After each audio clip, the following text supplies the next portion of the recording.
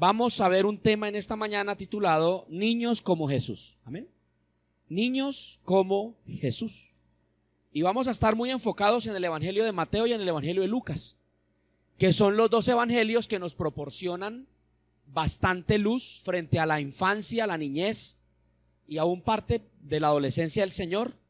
Mateo y Lucas, esos dos evangelios vamos a estar ahí.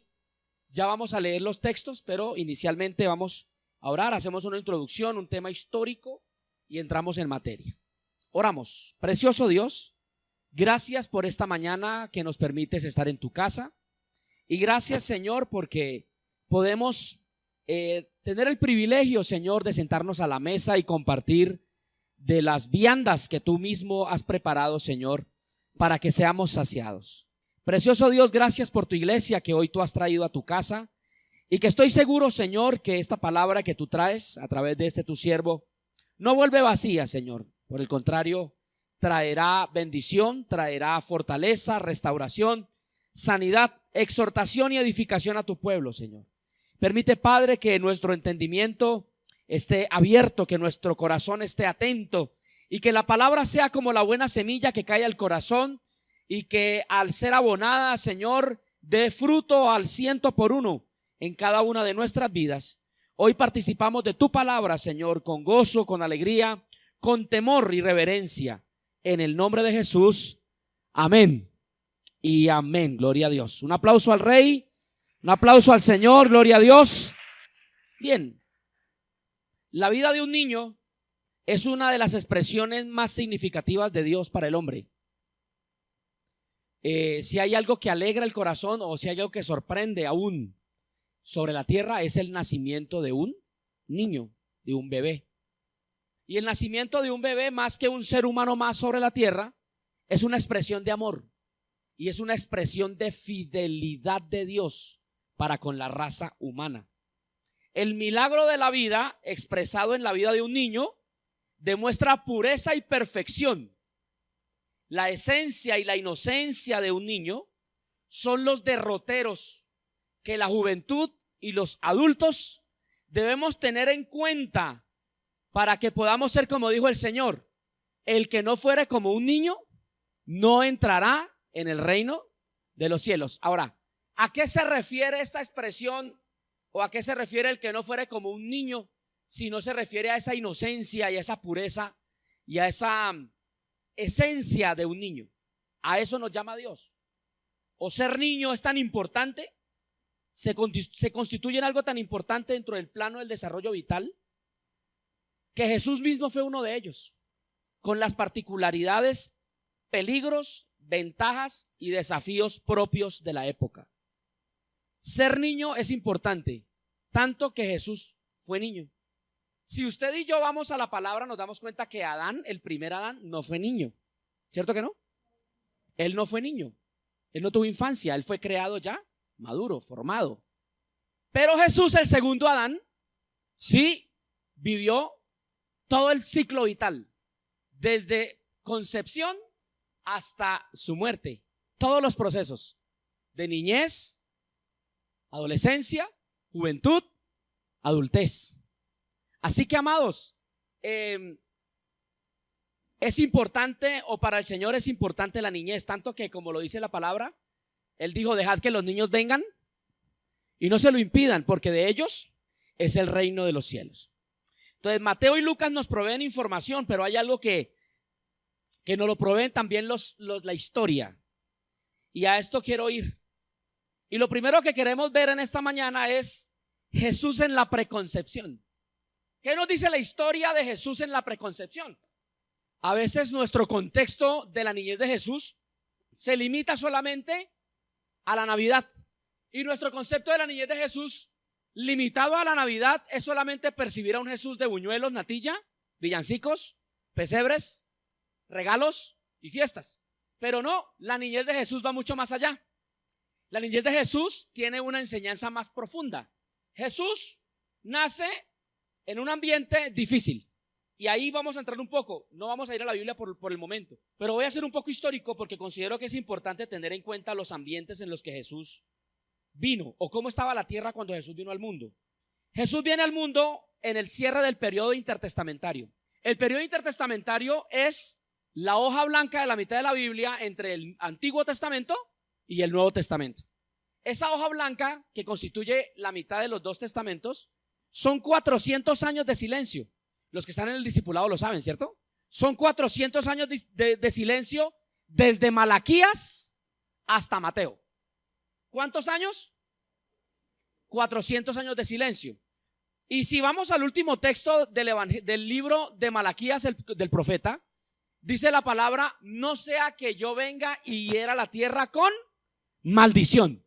Es decir, esos 400 años quedaron ¿bajo qué? Bajo maldición, porque la última palabra del profeta fue una sentencia de maldición sobre la tierra. En ese tiempo, en esos 400 años de silencio, se hablan de 400 años de silencio porque no había profeta, no había revelación de la palabra del Señor.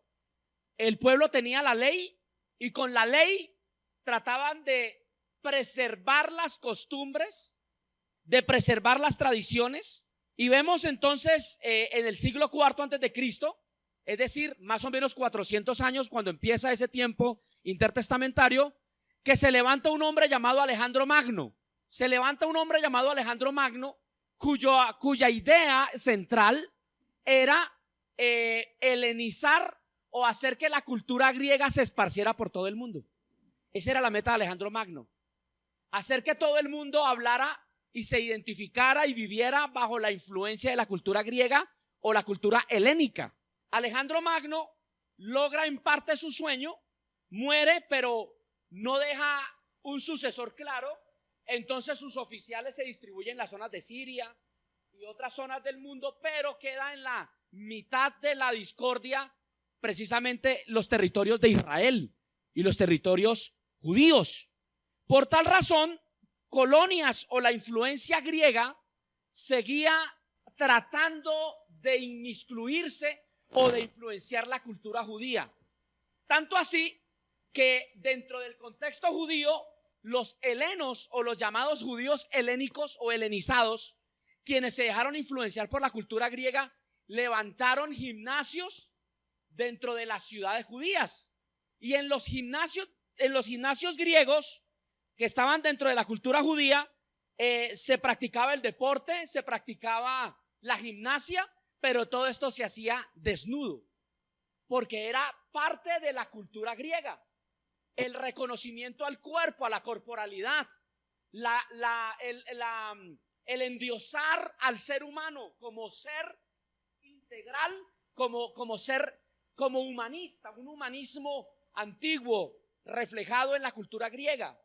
Entonces el mostrar su cuerpo haciendo ejercicio, el mostrar su cuerpo en el deporte y en la lucha era parte de la cultura, y esta cultura se estaba infiltrando dentro del contexto judío.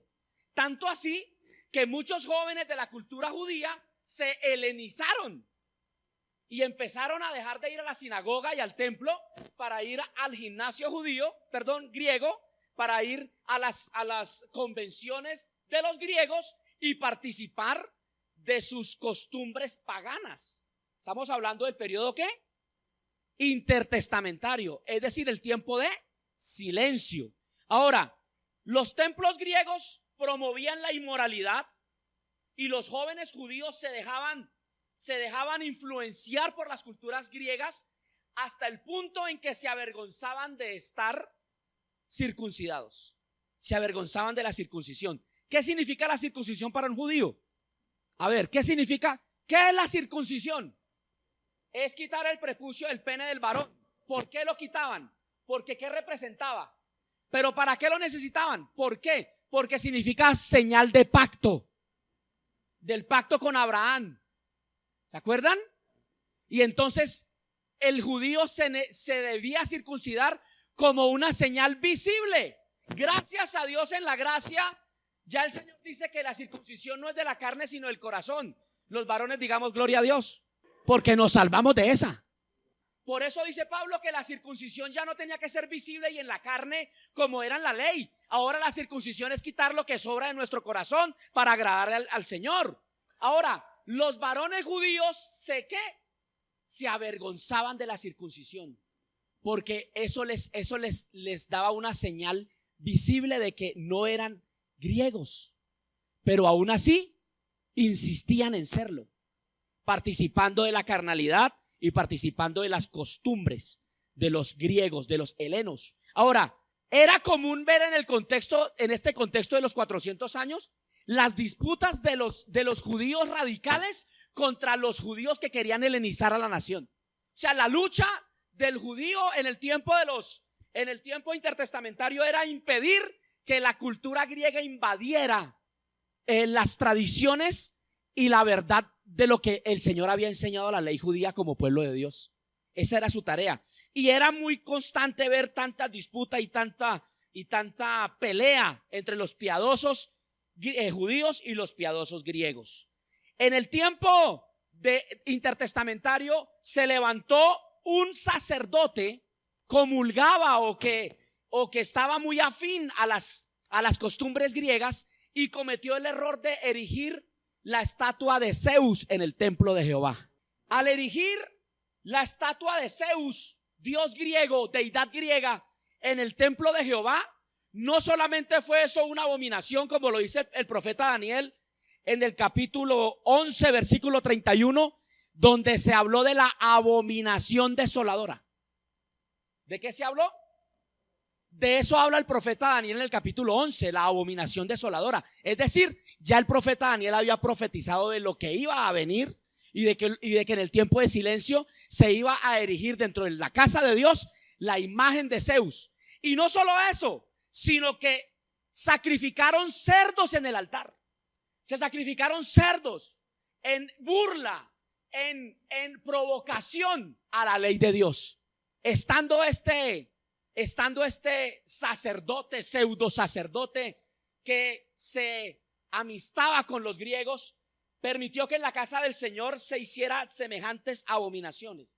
Y por si fuera poco, en las cámaras del templo se hicieron burdeles para que las prostitutas de Zeus y para que los hombres que se vendían también y se ofrecían sexualmente a los dioses tuviesen relaciones sexuales e inmoralidades dentro del templo. ¡Qué profanación más tremenda! ¡Qué profanación más vil! ¿Y qué manera más soez de burlarse y de provocar la ira de Dios? Todo esto pasó en el tiempo ¿qué? Intertestamentario. ¿Cuántos lo sabían?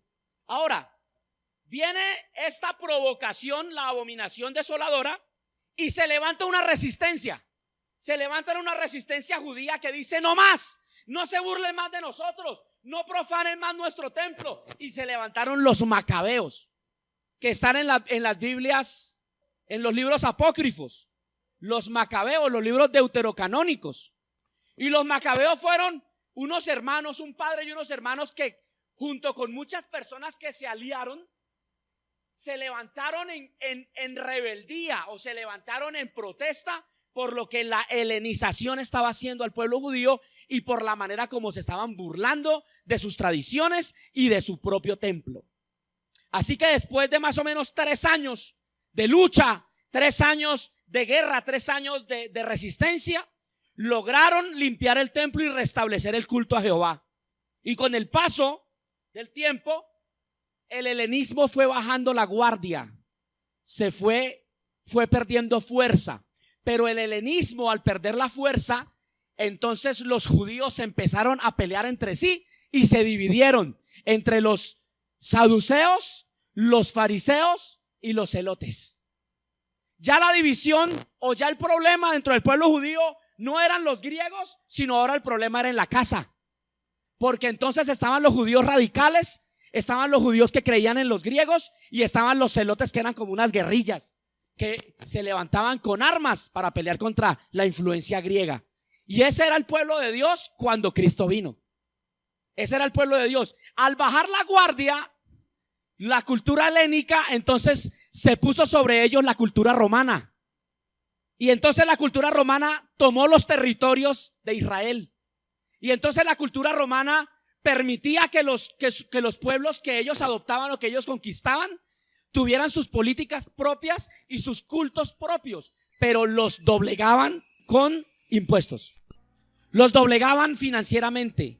Les ponían cargas financieras muy pesadas. Entonces esto hacía que la esperanza de un Mesías para Israel fuera algo urgente.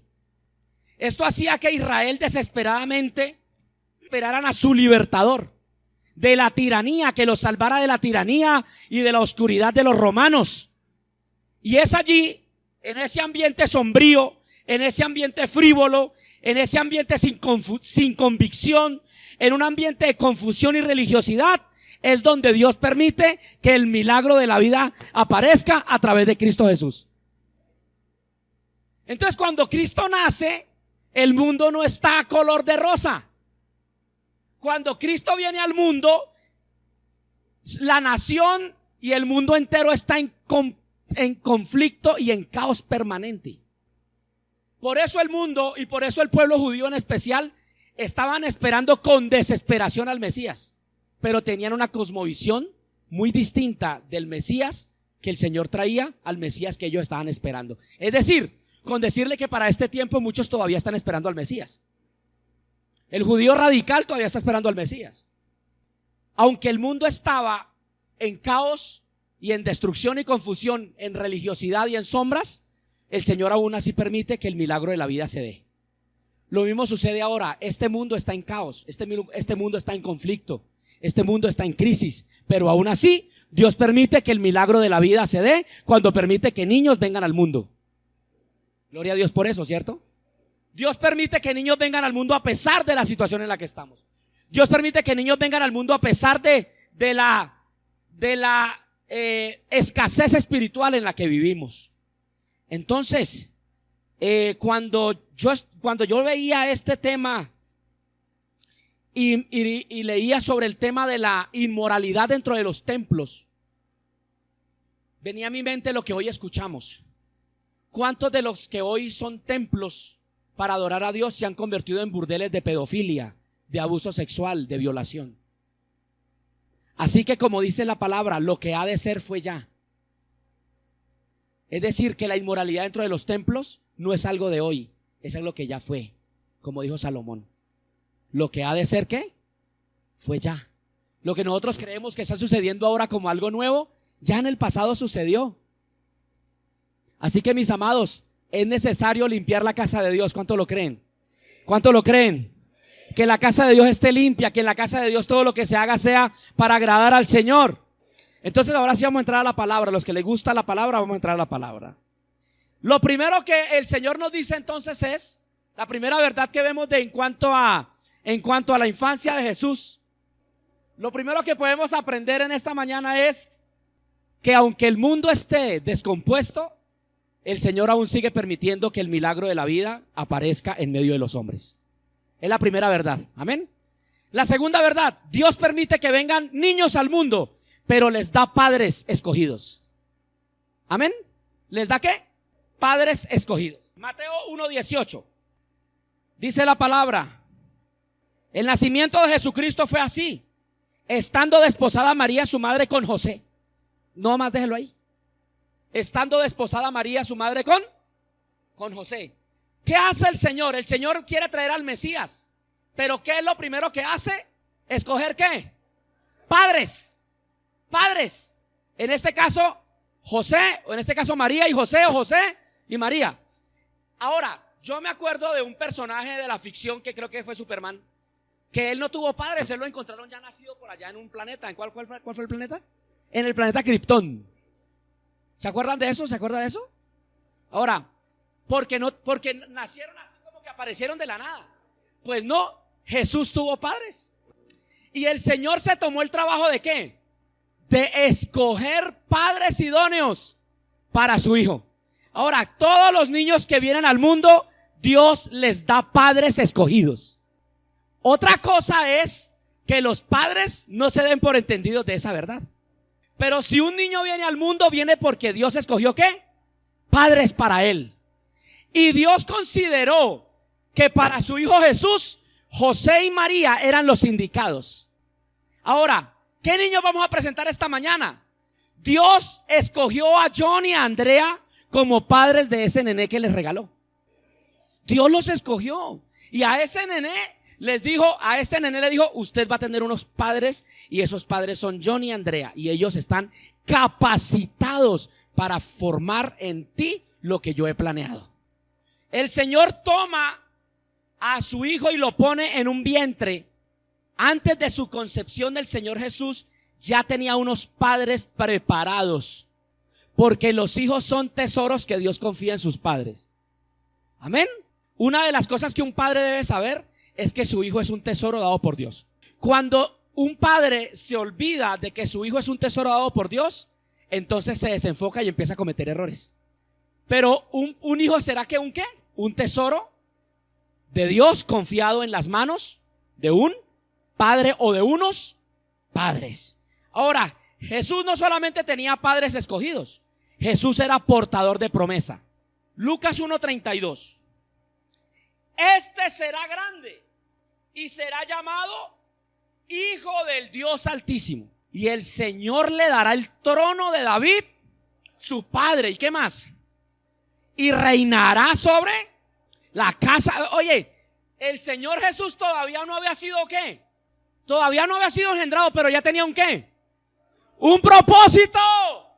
Óigame, las descendencias de los hijos de Dios, aún antes de ser engendrados, ya tienen un propósito.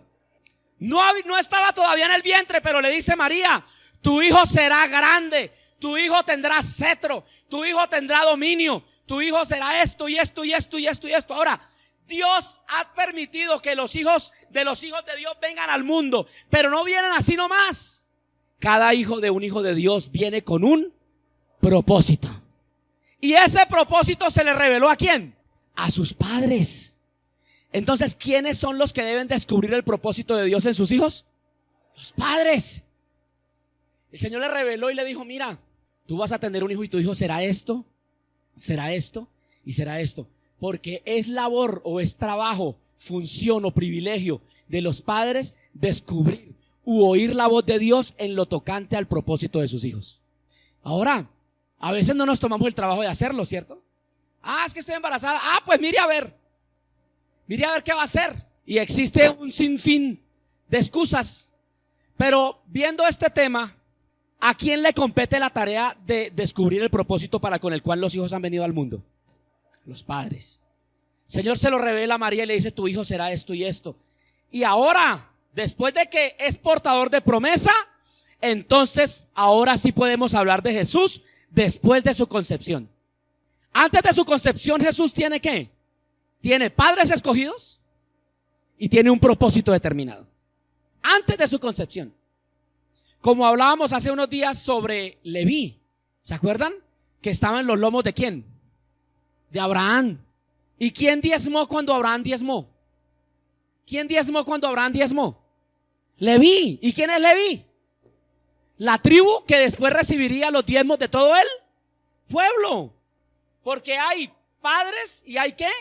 Propósito. Ahora, Jesús es concebido en el vientre. Su concepción está llena de rumores. Mateo 1:18 dice la palabra: el nacimiento de Jesucristo fue así. Estando desposada María con su madre, con José, antes que se juntasen, se halló que había concebido el Espíritu. Es una cosa compleja, ¿no?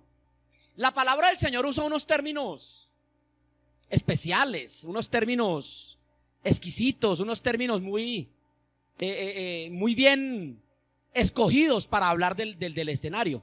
Pero si lo hablamos colombianamente, ¿qué sería? Y María resultó embarazada y no sabía de quién era el muchachito. Así más o menos sucedió. Porque dice se halló. ¿Qué significa con el se halló? Significa se rumoró.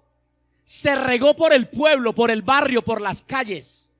Se rumoró por las veredas, por las provincias, que una mujer que ya tenía un compromiso de casamiento, se adelantaron y ahora están con un embarazo encima. Algo así es. Algo así es. Ahora, ¿usted cree, o pongámonos por un momento en los zapatos de María, cómo sería para María manejar esa situación sabiendo el contexto en el que ella se desenvolvía? No es fácil. No es nada fácil entender que está embarazada, que su esposo no la ha tocado físicamente, pero que por una revelación de Dios tiene un bebé en su vientre y que tiene que enfrentar una sociedad incrédula y que tiene que enfrentar una sociedad cruel y que tiene que enfrentar una sociedad que sin misericordia harán y desharán con ella. Qué tremendo, ¿no? Ese se halló da mucha luz para interpretar muchas situaciones difíciles que María tuvo que vivir. Yo me imagino a María en las noches en su cama pensando cómo manejar esto socialmente, cómo decírselo a sus amigas, cómo decírselo a José. José, pues, ¿cómo se lo diría? Pues no sé, José, yo no sabría cómo decírselo, porque dice la palabra muy claro que ella concibió sin juntarse con él, es decir, sin tener una relación sexual. Ahora, Jesús no solamente como hijo sufre lo que su mamá sufre, porque ya Jesús estando en el vientre sufre lo que María sufre. Describamos en algunas palabras qué sufre María al estar embarazada sin juntarse con ningún varón y tener que enfrentar eso socialmente. ¿Cómo lo definimos? A ver, algunas palabras para definir esa situación. Tristeza, incertidumbre, rechazo. ¿Qué más puede sentir ella? Temores por lo que ha de venir. El solo temor de saber cómo iba a reaccionar don José. Miedos, vergüenza, quizás soledad porque no le podía compartir a nadie y decirle: mira, el Espíritu Santo me preñó. Ella no podía decir esto, ella no podía compartirlo porque era algo que era insólito. Entonces tenía que guardar silencio. Toda esa carga de sentimientos, ¿a dónde van? Jesús recibió. Por eso, hermano, no hay ninguna etapa del ser humano que Jesús no haya vivido. Cuando hay una madre que tiene un temor porque está embarazada y porque quizá el novio se voló, o porque quizá fue una noche de copas, o porque quizá no supo a qué horas quedó embarazada, pues ella ¿qué siente? Lo mismo, siente ¿qué? Temor, incertidumbre, siente ¿qué más? Tristeza, siente rechazo. Ahora, Jesús también sintió el rechazo que siente un bebé cuando su mamá no sabe qué hacer, cuando está embarazada en situaciones difíciles. La niñez de Jesús es más que solamente la Navidad, hermano. Es saber que Jesús en el vientre sintió una descarga de información tan fuerte que de los sentimientos propios de su mamá María bajaban al vientre y Jesús recibía toda esa descarga. Hubiese podido la palabra del Señor mostrarnos un poco más al respecto, pero dice que se halló que estaba embarazada y había concebido el Espíritu Santo. Ahora, para acabar de completar, José la quiere abandonar. ¿Sí es así? José, su marido, como era justo y no quería infamarla, ¿quiso qué? Quiso abandonarla. Hay muchos Josés por ahí que han querido abandonar los bebés que han engendrado. Ahora, Jesús pudo sentir también, en este caso, que su padre natural no quería responder. El abandono, el decir: este niño no es mío, yo mejor como quien dice, como con permisito, y me voy. Y dice la palabra del Señor, o quizá nos deja entrever, que él estaba quizá recogiendo su ropa, cuadrando su maleta, había comprado unos vuelos por allá para Jamaica, había comprado unos tiquetes para algún lado para perderse, pero sucedió algo, y es que en medio de la incertidumbre en la vida de José, viene la revelación de Dios. ¿Qué viene? Porque la revelación de la palabra de Dios es la dirección de parte de Dios para los padres que hoy tienen hijos y que siempre han tenido hijos según la voluntad de Dios y aún fuera de ella. José recibe revelación. ¿Vemos el texto? Y pensando él en esto, un ángel del Señor, ¿qué? Y le dijo: José, hijo de David, no temas recibir a María tu mujer, porque lo que en ella está engendrado del Espíritu Santo es. Así que José duda de la paternidad, pero viene la revelación de Dios como una guía para permanecer en el plan de Dios. Amén. Viene la revelación como ¿qué? Como una guía para decirle, no, José, eso que tú vas a hacer no es correcto. Mira que ese bebé que viene tiene un plan y yo te he escogido como padre de esa criatura. Porque al Señor nada lo toma por sorpresa. Todo está fríamente calculado. Entonces, la revelación de Dios para este tiempo se hace indispensable en padres que quieren descubrir el propósito de Dios con sus hijos. Padres que están aquí, que hoy presentan sus pequeños. La revelación de Dios es importante, indispensable para descubrir el plan con el cual Dios permitió que sus hijos vinieran al mundo. La revelación de Dios. Uy, muy bien, digamos que todo va avanzando. José finalmente decide apoyar, como dirían algunos. José, como dirían algunos, decide estar con María, acompañarla en el proceso de embarazo. ¿Y para María qué significa eso? ¿Qué cree usted que significa para María saber que José va a estar con ella y no la sacó corriendo? O que él no se fue. Tranquilidad, ¿qué más significa? Apoyo, seguridad, buen nombre, todo eso significa. Todo eso significa. Y eso también, ¿qué va a traer para el niño? Seguridad. ¿Cómo se sentía Jesús escuchando que su padre natural decía, tranquila María, vamos a salir de esta? Este niño es de Dios y lo vamos a tener. Y yo te voy a respetar hasta que este nene nazca. Yo no te voy a tocar, tú vas a ser la mamá de este niño. Y el Señor me habló y me dio una palabra y dijo que este niño iba a ser grande, que iba a ser tremendo. Así que cuenta conmigo, María. Tú vas a estar tranquila, yo me voy a encargar de que tú comas bien, de que te tomes las vitaminas, de que duermas. Y este nene va a ser grande en el nombre del Señor. Wow, ¿cómo se siente María entonces? Feliz, y por ende el bebé se siente lindo, que es entrar en eso, en estos escenarios de la palabra, ¿no? Y poder ir un poco más allá y entender lo que puede sentir tanto en este caso la mamá como el bebé por situaciones que se podían presentar, además de cómo el mundo se encontraba cuando el Señor viene al mundo. Muy bien, ahora dice la palabra que estando en la gestación llega un edicto de parte del gobernador. ¿Y cuál es el edicto? Que van a hacer un censo. Lucas 2:2. Mientras se encontraba María en el proceso de gestación de su pequeño, de maternidad, dice el versículo 1: aconteció en aquellos días que se promulgó un edicto de parte de Augusto César, que todo el mundo fuere empadronado. Este primer censo se hizo siendo Cirenio gobernador de Siria, e iban todos para ser empadronados cada uno a su ciudad. Y José subió de Galilea, de la ciudad de Nazaret, a Judea, a la ciudad de David que se llama Belén, por cuanto era de la casa y familia de David, para ser empadronado con María, su mujer, desposada con él, la cual estaba encinta. Entonces, ¿ahora qué viene? Un largo viaje para el empadronamiento. ¿Qué es el empadronamiento? Un censo. Y cada uno debía estar en la casa donde había nacido o en la ciudad donde había nacido. Es decir, si hoy se promulgara un empadronamiento como el que se promulgó en esa ocasión, yo tenía que irme para Ubaté, Cundinamarca. Allá nací. Algunos para Pasto. ¿Quién tiene que irse para Pasto? Ninguno. ¿Para dónde se tendría que ir usted si fuera el tiempo del empadronamiento? Para Boyacá. ¿Para dónde, mi Mario? Cucaita, Boyacá. ¿Por aquí para dónde? Para Barranquilla. Para Ibagué, para Neiva. Para Ráquira. Para Venezuela. Cada uno tendría que ir ¿a dónde? A su propia tierra donde había ¿qué? Donde había nacido. Entonces, ¿ahora qué le correspondía hacer a José? Tomar, hermano, mire, va con una mujer que está casi a punto de dar a luz.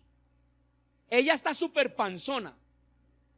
Tiene que ir a un viaje de 125 kilómetros en el desierto a lomo de bestia, con una mujer que está casi por dar ¿a qué? Ahora, ¿qué implica para una mujer que está casi por dar a luz subirse a una bestia para caminar 4 a 6 días de viaje?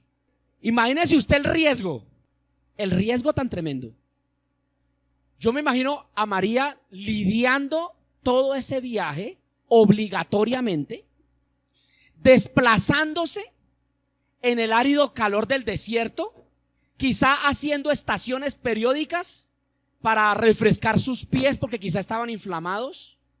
Bueno, esto del embarazo genera muchas complicaciones. pero es muy difícil saber, o en este caso, poder como sacar así como conclusiones rápidas de cómo habría sido ese viaje para José y María.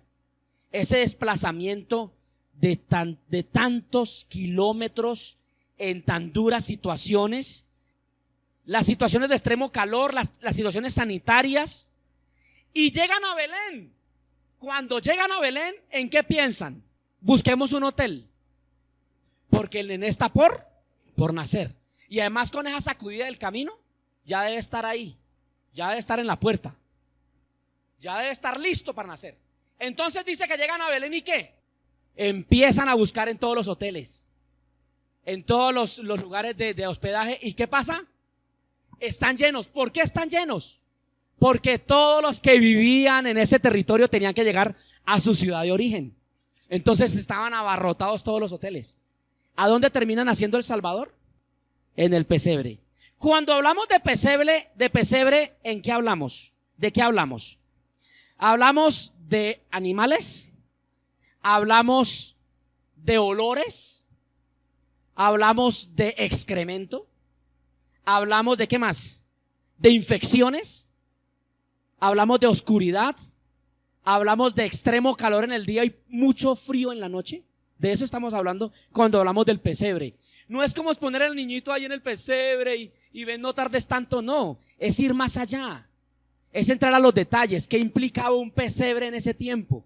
¿Qué tipo de animales habrían allí? ¿Y bajo qué circunstancias nació el Hijo de Dios? Ahora yo pregunto, por esta palabra, ¿usted cree que la situación del viaje, la situación del pesebre, no haría en cierta manera dudar el corazón de María y de José frente al bebé que vendría?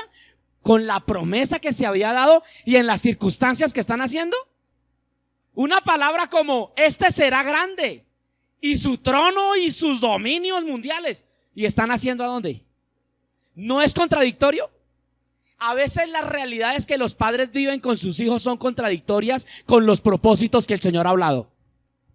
A veces se viven momentos tan difíciles con los hijos o con las nuevas generaciones que ponen en duda una promesa que Dios haya dado frente a esa criatura. Pero me gusta cómo José y cómo María siguen creyendo. Me gusta cómo José y María, a pesar de que están viviendo situaciones de extrema pobreza, las situaciones de extrema pobreza no son obstáculos para que los propósitos de Dios se cumplan. Las situaciones de extrema pobreza no son situaciones para dudar de los propósitos de Dios con las generaciones que Él permite que vengan al mundo. Ay, es que el Señor me ha dicho que este bebé va a ser un tremendo evangelista, pero en esta miseria en que vivimos yo no creo. No, eso no tiene que ver nada con la situación financiera que usted vive, varón o mujer. Si el Señor ha dado una palabra con sus generaciones, usted lo verá, aunque las situaciones sean difíciles. Pero escúcheme bien, Dios no miente. Y si Él ha permitido que sus hijos vengan al mundo, independientemente de las circunstancias financieras o de las luchas que usted ha tenido que pasar con Él, esa palabra tiene un cumplimiento, porque fiel es el que lo llamó y el que permitió que viniera a esta tierra. Apláudale al Rey de Reyes, mi amado. ¿Cuántos dicen amén? Entonces, en Lucas 2, 12 y 16 dice que hallaréis al niño envuelto en pañales. Hallaréis al niño en un pesebre envuelto en pañales. ¿A quiénes le dice eso el Señor? A los Reyes Magos. Los Reyes Magos, o los que visitaron al niño, los pastores. Dice la palabra que reciben una revelación de un ángel, ¿cierto? Y aparece la estrella. ¿Qué se imaginan ellos? Nació el Rey de Reyes. Díganos dónde es la dirección del palacio para irlo a visitar. Díganos el nombre de la familia real a donde hay que ir a visitarlo. Y cuando el Señor explícitamente le dice vayan, porque está en un pesebre envuelto en pañales, en una camita de paja, ahí está. Eso es algo que choca con los estereotipos y con las formas que nosotros tenemos y que nos hemos imaginado. Choca con eso. Pero ahí está el propósito de Dios fraguándose. Ahora, Jesús como niño sufre no solamente la pobreza, sino que sufre la persecución.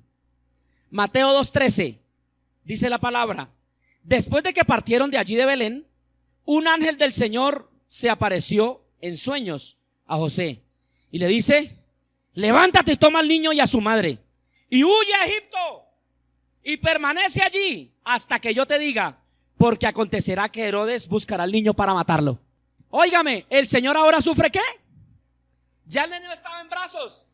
Y ahora entonces, ¿qué le dice el Señor? Le dice: José, tienes que salir de aquí rápido, porque al niño lo están buscando para matarlo. Entonces, toma tus cosas, toma las lonas, empaca la ropa, empaque la estufa. Yo no sé qué más tendrían para empacar. Imagínese usted un trasteo de esos. ¿Un trasteo de esos de qué? De urgencia. ¿Qué empacaría usted si recibiera una noticia como esa? La ropa, ¿qué más? No, usted no echa el televisor. ¿Usted qué echa? Unas toallas, jabón, ¿qué más echa? Pañales, comida. Ahora a José le tocó ¿qué? Empacar en unas lonas, amarrar sus asnos y emprender un viaje. ¿Hasta dónde? Hasta Egipto. ¿Por qué? Porque el niño lo estaban ¿qué? Lo estaban persiguiendo es decir, Jesús sabe qué es cuando un niño sufre la persecución. Jesús como niño sabe cómo se sentía el niño aún siendo bebé, que fuera sacado de su hábitat, que fuera sacado de su entorno y llevado a una tierra extraña por una situación de persecución. Jesús es sacado abruptamente y es llevado escondido. No podían dar la cara, tenían que mantener ocultos, tenían que ir rápidamente porque había una palabra de Dios. Ahora, Mateo 2:8 dice: y enviándolos a Belén dijo: id allá y averiguad con diligencia acerca del niño, y cuando le halléis, hacedmelo saber, para que yo también vaya y le adore. Dijo Herodes, porque quería ¿qué? Matarlo. Entonces, hoy los niños de este tiempo son perseguidos ¿por qué? Por la muerte, por el aborto, por el sistema político, por el rechazo de sus padres, por el maltrato, por las malas decisiones de sus padres. Eso declara o decreta persecución sobre los niños. Persecución sobre los niños.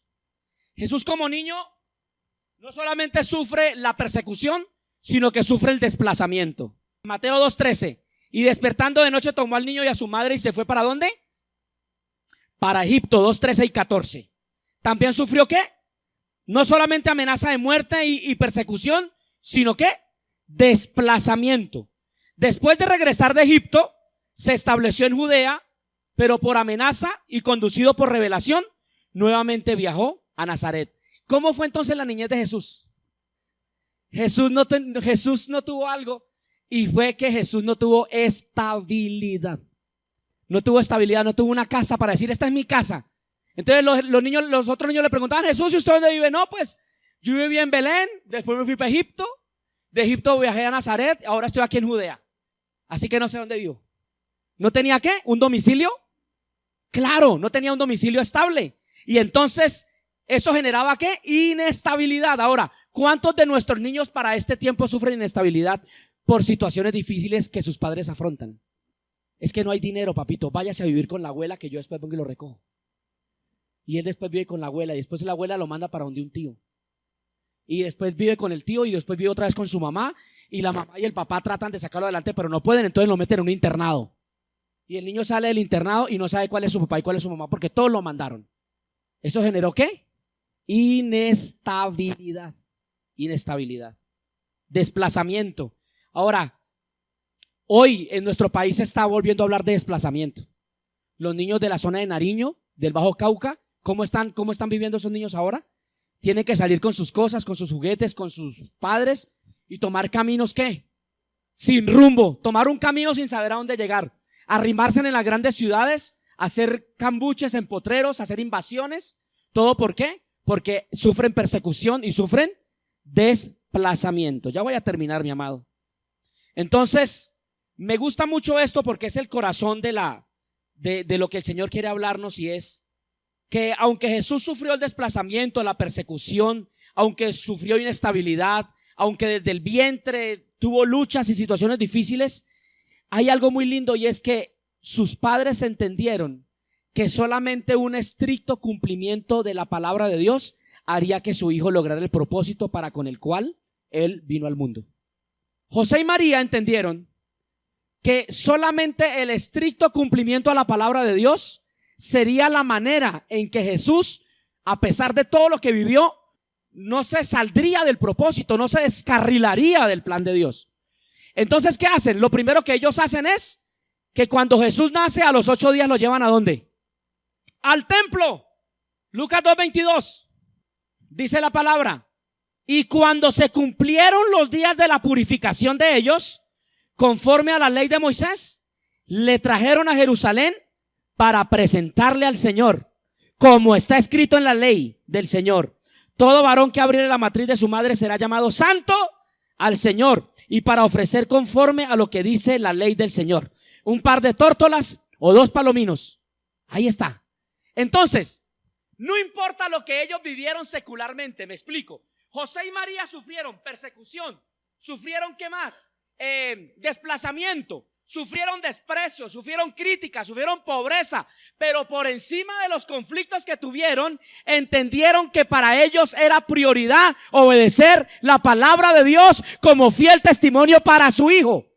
Y si hoy hay algo que se necesita, son padres que realmente tengan una fe inquebrantable, para que de esa manera la fe de sus hijos también sea fortalecida.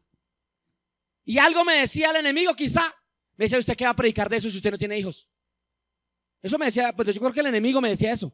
Y yo le decía: pues sí, pues si Pablo le habló a los matrimonios y no era casado, ¿por qué yo no puedo hablar a los padres no siendo padre? Pues mejor todavía, porque lo hablo desde un punto de vista neutral, porque no lo hablo como padre, sino como el pastor de la iglesia. Y entonces José y María no se dejaron distraer por las situaciones colaterales que estaban viviendo. Óyeme, un padre que está sufriendo pobreza, un padre que está sufriendo dolor, que está sufriendo crisis, una madre que está sufriendo cualquier situación que viva en la tierra, no puede desplazar sus obligaciones con Dios por el bien de sus hijos. Ellos no estaban en las mejores condiciones, vivieron en tierra extraña, vivieron desplazados, perseguidos, pero aún así entendieron que los compromisos con Dios estaban por encima de todas esas situaciones. Y dice: y cuando fue el día de llevar el niño al templo y para ellos ser purificados, lo hicieron. ¿Y qué sucede en el templo? Dice la palabra que cuando ellos entran al templo, aparece un anciano que se llama Simeón. Y el anciano Simeón toma al bebé y dice: ahora me puedo morir en paz. Ahora mis ojos se pueden cerrar, porque mis ojos han visto la esperanza de Israel. ¿Sabe qué pasa cuando hay padres que traen sus hijos al templo para ser presentados? Que Dios usa profetas para confirmar la palabra que Dios ha proferido sobre ellos desde antes de su concepción, desde antes de ellos ser engendrados. Dios levanta profetas para recordarle a sus padres que no importa lo que han vivido, que no importa la pobreza, que no importa el desplazamiento, que no importa la persecución, si el Señor ha dado una palabra, esa palabra se cumple. La fe de José y la fe de María se fortalece al ver que Simeón y Ana profieren palabra de Dios como mujer y hombre de Dios por el bien de esa criatura. Cuando vienen pequeños a la iglesia porque sus padres los traen un propósito de Dios que es confirmado por los hombres de Dios que están en la casa de Dios. El propósito del Señor se confirmó en la boca de Simeón y en la boca de Ana. Eso está en Lucas 2:41. Y el 25 habla de Simeón. Y el 36 habla de Ana, para que usted lo lea en casa porque el tiempo se fue. Los padres de estos niños que traen hoy al templo para ser presentados, los traen para que la palabra que Dios ha declarado sobre ellos sea confirmada. Ahora, ¿cuál es el resultado de todo esto? Me quedo en estos dos versículos, 2:51 y 2:52 de Lucas. Dice la palabra: y descendió con ellos y volvió a Nazaret y estaba sujeto a ellos. Y su madre guardaba todas estas cosas en su corazón. Ahora, ¿qué sucede? Dice que ellos todos los años iban al templo a la fiesta de la Pascua.